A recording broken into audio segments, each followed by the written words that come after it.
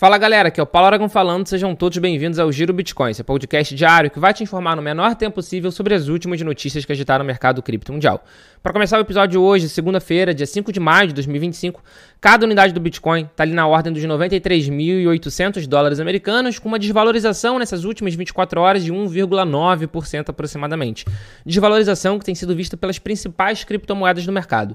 O Ether, por exemplo, segundo maior criptoativo, também está com queda nessas últimas 24 horas, uma queda um pouquinho menor, na ordem de 1,3%, e com cada unidade, nesse instante, em 1.800 dólares. Mas, como eu falei, as principais criptomoedas têm visto queda ao longo desse último dia. XRP está caindo mais de 3%, a Solana está caindo quase 2%, a Dogecoin caindo mais de 2%, a Cardano caindo mais de 4%, a Chainlink caindo quase 4%. Isso porque o mercado está um pouco mais ressabiado, o mercado está um pouco mais atento ao que vai acontecer ao longo dessa semana, especialmente na reunião do Fed. A gente vai ter uma reunião do Fed nessa quarta-feira sobre a taxa de juros da economia americana. E nesse instante o mercado está acreditando que não vai ter nenhuma alteração, ou seja, que não vai ter redução na taxa de juros. Na Polymarket, por exemplo, a gente consegue ver que o mercado está apostando em 97,8% de chances para no changes, ou seja, para não ter alteração. O mercado está bastante convicto de que a gente não vai ter nenhuma mudança nessa reunião de maio, apesar de todas as pressões que o Trump tem feito com o Fed para ter essa redução. E com isso, a gente vê que até com o mercado de estoques, o mercado acionário dos Estados Unidos, também está reagindo de uma forma negativa, porque afinal de contas, se não tiver essa redução da taxa de juros agora, a gente não vai ver um fluxo crescente saindo da renda fixa e indo para uma renda variável. Nesse instante, por exemplo, o S&P 500 está com uma queda de 0,3%, Nasdaq está com uma queda de 0,4% e Dow Jones com uma pequena alta, uma pequena variação positiva de 0,1%. Então a gente vê que o mercado financeiro, de uma forma geral, está um pouco mais controlado, está um pouco mais cauteloso ao longo do dia de hoje. Então por isso que a gente está vendo essas pequenas quedas, inclusive. E se o mercado está assim no dia de hoje, a gente não pode falar o mesmo da última sexta-feira.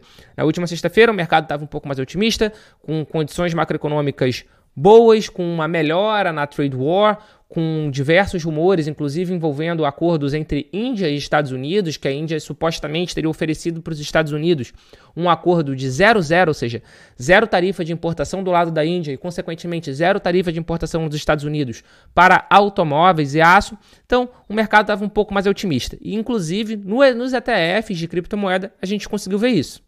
No ETF de Bitcoin Spot, no último dia 2 de maio, na última sexta-feira, a gente teve um inflow, a gente teve uma entrada de 7.130 BTC. E com isso, para vocês terem uma ideia, os ETFs de Bitcoin dos Estados Unidos compraram 6 vezes mais Bitcoin do que os mineradores de BTC produziram ao longo dessa última semana. Impressionantes 18.644 unidades de Bitcoin foram compradas pelos ETFs dos Estados Unidos, enquanto apenas 3.150 foram mineradas. Lembrando que desde abril do ano passado são mineradas apenas 450 unidades de BTC por dia. Então a gente consegue ver a força que tem esses ETFs. Enquanto foram produzidos em uma semana 3.150, só os ETFs drenaram 18.644 BTC da economia. Isso é muita coisa e demonstra o poder que esses ETFs têm em relação até ao preço do Bitcoin, porque hoje em dia ele já tem sob gestão mais de 1 milhão de unidades de Bitcoin, é 1.166.562 BTC. Se a gente levar em consideração que irão existir no máximo 21 milhões de Bitcoin, a gente já vê a força que esses ETFs têm. E não só no Bitcoin, mas também no Ether. Na última sexta-feira a gente teve mais um dia positivo, mais um dia bem positivo no ETF de Ether Spot. A gente teve um inflow de 10.940 ETH, que em dólar americano dá cerca de 20 milhões.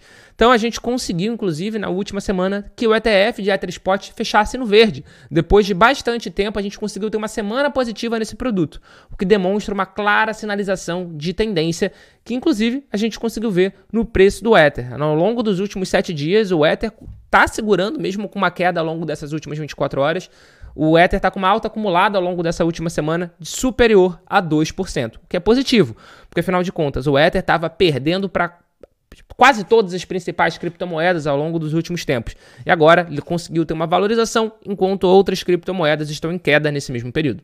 Dando continuidade ao episódio de hoje, agora falando sobre o maior detentor corporativo de Bitcoin, a Strategy, que antigamente era conhecida como MicroStrategy. No dia de ontem, dia 4 de maio, o Michael Saylor publicou o gráfico de compras de BTC da Strategy. E geralmente quando ele publica isso no domingo, quer dizer que a Strategy vai anunciar uma nova compra de Bitcoin na segunda-feira. E foi exatamente isso que a gente viu. No dia de hoje, a Strategy anunciou a compra de mais 1.895 BTC, com preço médio de $95.167, e com isso eles chegaram à impressionante marca de 555.450 unidades de Bitcoin. Se a Strategy fosse um ETF, já seria o segundo maior. O maior é o do BlackRock, com atualmente 614 mil BTC, e o segundo maior é o da Fidelity, com 198 mil BTC. Então a Strategy estaria em segundo, com uma ampla vantagem do terceiro colocado, que é o ETF da Fidelity. Isso demonstra a força que a MicroStrategy, que a Strategy tem no mercado atualmente, e a estratégia da Strategy tem sido amplamente copiada por outras empresas. No Brasil, a Melius está querendo fazer justamente isso também, inclusive vai ter uma Assembleia Geral Extraordinária para possibilitar a compra de ainda mais Bitcoin, fora os 10% de caixa que eles já compraram, e o Itaú também está ajudando uma empresa chamada Orange, que vai servir como uma forma de comprar Bitcoin também. O único objetivo da Orange vai ser comprar Bitcoin. Então, o Itaú está apoiando, não uma empresa diretamente do Itaú, segundo o comunicado oficial do Itaú, mas a gente sabe que o Itaú vai estar apoiando diretamente. Então, esse guideline, esse passo a passo que a Strategy está fazendo, está sendo copiado ao redor do mundo por diversas empresas.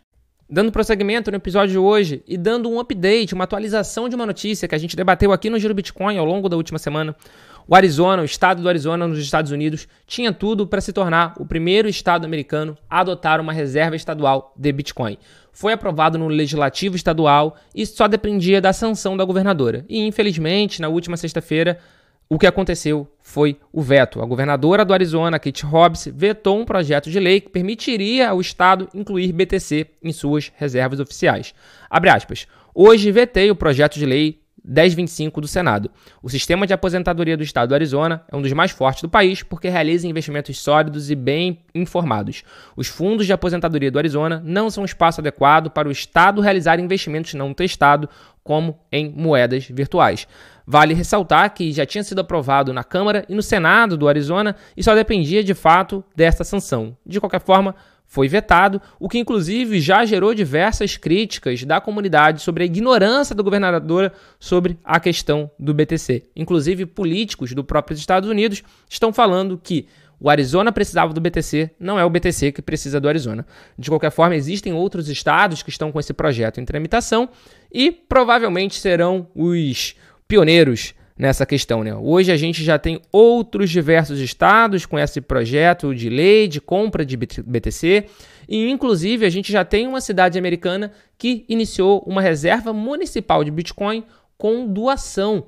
Então ele já tem atualmente cerca de $5 mil em BTC, uma cidade pequena, uma cidade chamada Roswell, que fica no Novo México, e adotou via doação. Eles criaram um sistema de receber BTC via doação e prometeram não vender ao longo de 10 anos, a não ser que aconteça algum desastre que tenha que ser utilizado esse fundo.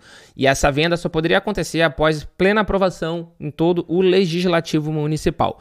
De qualquer forma, Arizona deixou passar essa oportunidade de ser o primeiro e agora a gente vai acompanhar para ver qual estado vai ser o primeiro estado americano a adotar o BTC como reserva estratégica estadual. E para fechar o Giro Bitcoin de hoje, duas notícias rapidinhas. A gente tem visto diversas empresas querendo migrar para os Estados Unidos desde que a administração Trump entrou em ação, desde que o Trump entrou no poder novamente. Isso claramente é por causa do fato dele ser extremamente mais pró-cripto, extremamente mais pró-Bitcoin do que a administração anterior. Então a gente tem visto empresas como, por exemplo, a Galaxy Digital planejando sair do Canadá, da Bolsa Canadense, da Bolsa de Toronto, da TSX, e ser listada na Nasdaq, inclusive é algo que eles já querem fazer esse mês, o mês de maio de 2025. E agora a Deribit também está mirando uma expansão nos Estados Unidos sob o governo pró-cripto de Donald Trump. Vale ressaltar que a Deribit é a maior exchange de opções de criptomoedas do mundo e, inclusive, tem a possibilidade de um dia o da Coinbase comprar a Deribit. Vamos ver o que vai acontecer, mas de qualquer forma, a Deribit está planejando ir para os Estados Unidos, bem como a Galaxy Digital, bem como a Metaplanet, que é uma empresa japonesa que é conhecida como a Strategy asiática. Então a gente tem visto cada vez mais empresas de cripto do mundo querendo ir para os Estados Unidos graças a essa administração Trump. E a última notícia de hoje, rapidinha, o Warren Buffett deixará o cargo de CEO da Berkshire Hathaway até o final do ano. Ele anunciou no encontro anual dos acionistas que chegou a hora dele de fato se aposentar. Abre aspas, chegou a hora em que Greg deve se tornar o CEO da empresa. E quero transmitir isso aos diretores de forma eficaz e apresentar isso como minha recomendação até o final do ano. O Buffett acrescentou que permaneceria na empresa em uma função consultiva, mas a palavra final seria de Greg. A decisão de Buffett de deixar o cargo ocorre no momento em que a Berkshire possui reservas de caixa de aproximadamente 348 bilhões de dólares. Eles têm 348 bi de dólar em cash para comprar em ação no momento que desejar. É uma quantia enorme e eles nunca tiveram tanto caixa assim. Inclusive, muita gente especula que isso já pode ser um pensamento de que pode sim ter uma recessão e, consequentemente, uma queda de todas as ações e que quem tiver posicionado com liquidez vai ter boas oportunidades de compra pensando no longo prazo.